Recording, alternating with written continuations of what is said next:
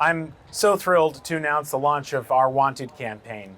Large Zuckerberg Wanted posters, like the one behind me, are currently going up in 7 Canadian cities: Halifax, Montreal, Ottawa, Toronto, Winnipeg, Edmonton, and Vancouver. And this image is also going to appear as part of a national print media buy, both in physical and digital forms.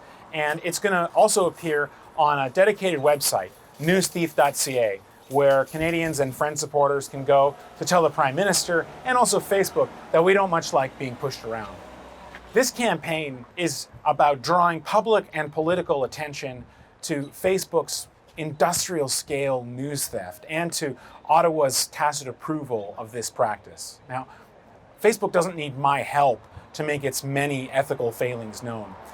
Many of you will remember how just last week, the Wall Street Journal reported that Facebook's own internal research determined that its algorithms, its own recommendations, were responsible for a vast majority of extremism that took place on the platform. And this reporting also documented how CEO Mark Zuckerberg did absolutely nothing about it, for fear that being decent might hurt the bottom line. If you want to understand the costs of this type of immorality, you need only look at the way the COVID-19 pandemic or the current spate of protests in the United States are being discussed on social media, if you can call that discussion at all. Here's why we're doing this campaign. If the decline and disappearance of professional, responsible Canadian journalism is allowed to proceed unchecked, the hate and the vitriol that runs wild on Facebook will be all we have left, and we're not prepared to accept that. Facebook may be a technologically savvy company, but it's important to understand all the fancy algorithms and targeting technologies in the world would be absolutely useless without this constant, limitless feed of stolen content.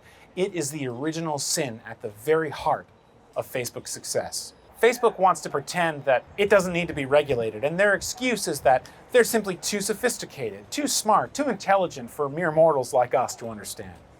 But that's simply not the case. This theft is pretty straightforward, and our campaign will convey that straightforward truth to Canadians.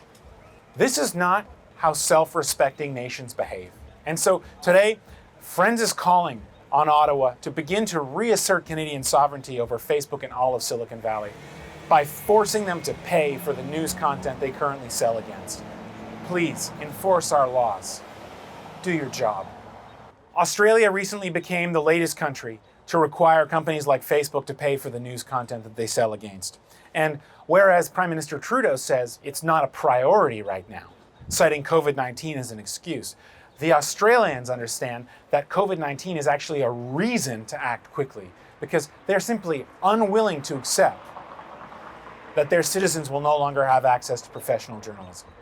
Canada should act with the same sense of urgency, the same sense of purpose.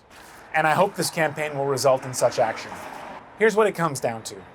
If Canada wants to prove that we are an independent nation in more than just name, we've got to stand up for ourselves. We've got to defend our democracy and the journalism that upholds it. And we can start by forcing companies like Facebook to pay for the news they're currently permitted to steal.